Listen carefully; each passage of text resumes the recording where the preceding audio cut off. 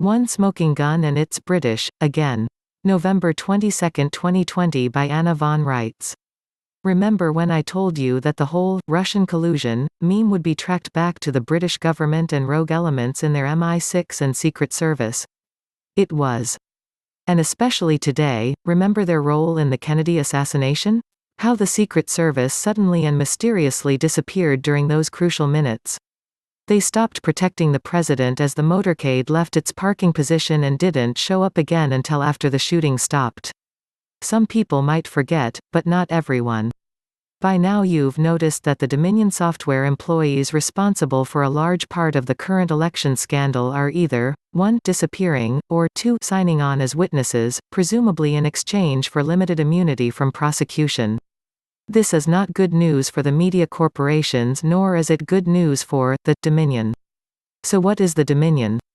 This is the name once used to describe the British Commonwealth in the years leading up to and immediately after the First World War. The Dominions, Canada, Australia, India, et al., were all part of the Commonwealth, and members of the League of Nations, which, contrary to what you've probably been told, did not disband and somehow magically turn into the United Nations. Instead, the jurisdiction changed because of the May 1930 bankruptcy, and the land jurisdiction governments of the Dominion separated like oil and water from the bankrupt commercial corporations operating in their names. So, the Dominions, like the actual federation of states doing business as the United States of America, seemed to disappear, and their group effort, the League of Nations, also seemed to vanish.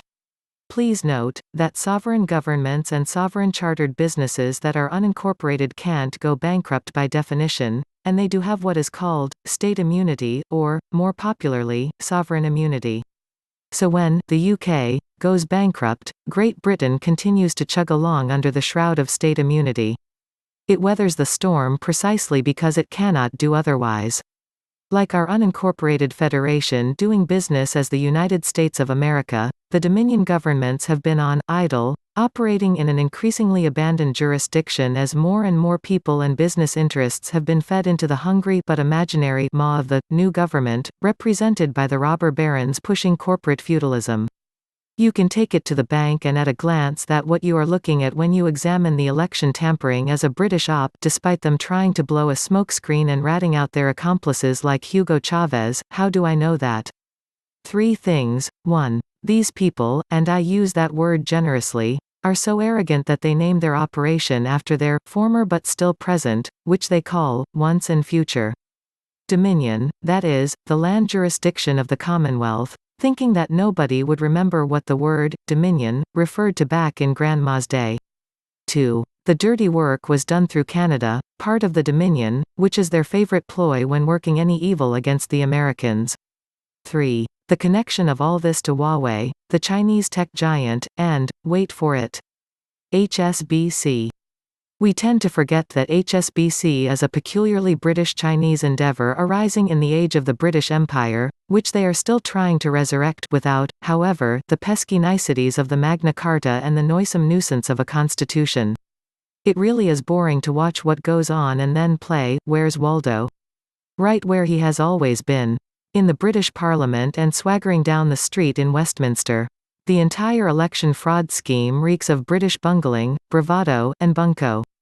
And as you start waking up and smelling the British rat again, notice that by some odd coincidence, all these district courts that are throwing out Trump's election fraud claims are King's courts.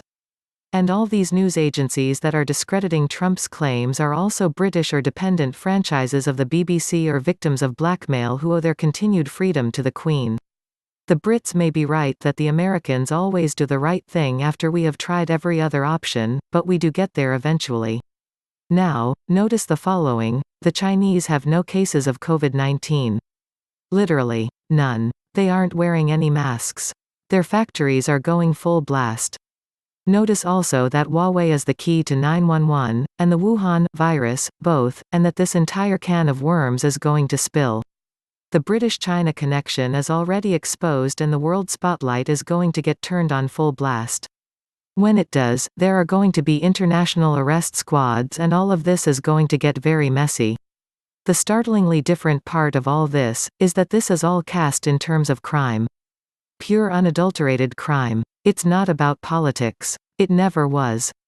And the one smoking gun that connects it all, like the gathering point of a net, is Canada.